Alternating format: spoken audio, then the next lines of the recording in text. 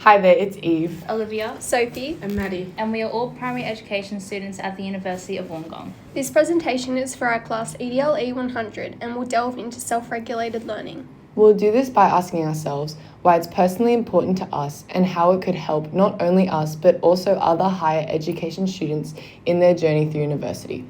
We had a lot of fun putting this together, so we hope you find it easy to engage with our topic through this presentation.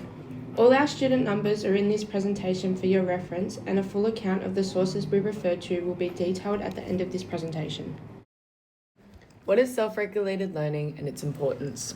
Self-regulated learning can be described as a process which students take to control their learning through the use of goal setting, strategic planning, self-monitoring, and reflecting on their own work. It motivates learners to actively self-manage their academic progress by selecting efficient study methods, developing their understanding, and making adjustments to their approach when necessary. For us fresh university students, self-regulated learning is very important as it fosters our independence, improves academic performance, and enhances our adaptability in diverse learning environments. It also equips students with lifelong skills including critical thinking, motivation management, and resilience, enabling them to cope with academic challenges and success beyond the classroom. Our first poster discusses and explores the application of self-regulated learning to higher education. Self-regulated learning plays a crucial role in higher education by empowering students to take control of their own learning processes through goal setting, self-monitoring, and self-reflection. In the context of university, self-regulated learning enhances student engagement, academic performance, and lifelong learning capabilities. It motivates students to plan their study strategies, manage time effectively and adaptively, respond to academic challenges, fostering autonomy and motivation. With the increasing shift toward blended and online learning environments, self-regulated learning becomes even more essential, as students most independently navigate digital content and maintain discipline without constant instructor supervision. Educators can support this type of learning by incorporating metacognitive activities, formative feedback, and opportunities for self-assessment, ultimately fostering more resilient and proactive learners in higher education. Unpacking the important or interesting findings that help support the argument of self-regulated learning and the need for the skill. Self-regulated learning is a very common technique that most students utilize to achieve portable results. This study method and the strategies accompanying it come with many different interesting findings, making it even more efficient to use. To begin with, our world changes rapidly, which causes us to require self-initiated and self-managed learning, not simply during the years associated with formal schooling, but throughout our lifespan. Learning how to learn is technically an essential survival tool. However, research on learning, memory, and metacognitive processes have demonstrated that learners are prone to intuitions and beliefs about the learning process, which can impair their effectiveness as a learner rather than enhance it.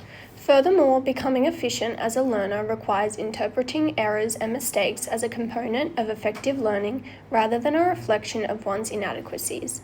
It also requires an appreciation of the incredible capacity humans have to learn and avoiding the mindset that one's learning abilities are fixed.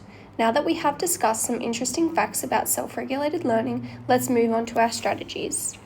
Our second poster outlines our strategies for the implementation and success of self-regulated learning. Hi, it's Eve. Our group has identified 6 strategies for the implementation and success of self-regulated learning. Self-regulated learning is an important skill that can be utilized by higher education students and therefore needs strategies that the independent student can work through on their own. Strategies can include setting clear, achievable goals, planning and organizing, monitoring process, managing time effectively, reflecting and adapting, and finally seeking feedback and support. All of which will be delved into further in the coming slides.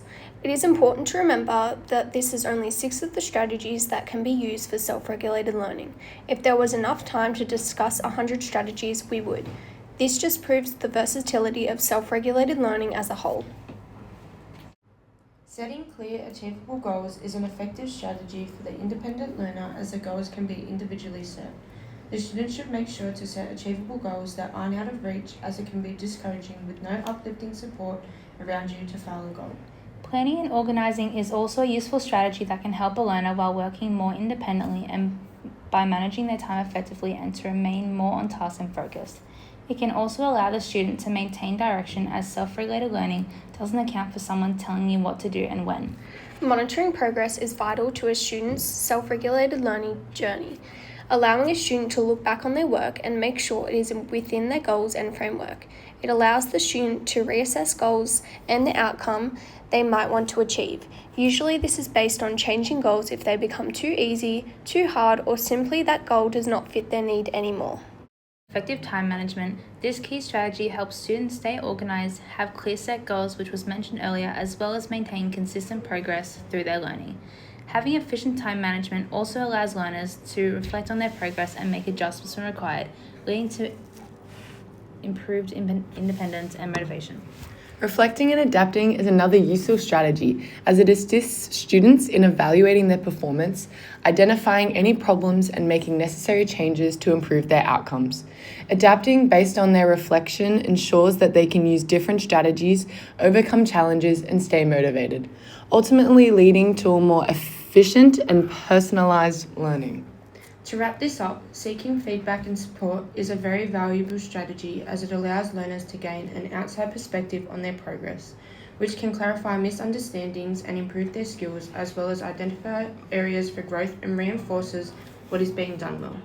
By actively seeking feedback, students become more engaged and take greater responsibility for their own learning.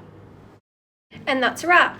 To summarize all our information, self-regulated learning is an efficient strategy for students to utilize, involving self-management of our learning in order to achieve successful results. We have explored a handful of strategies, including setting clear, achievable goals, planning and organizing, monitoring progress, managing time effectively, reflecting and adapting, and finally seeking feedback and support. Each and every strategy we have mentioned can be very simple yet effective when using them to study.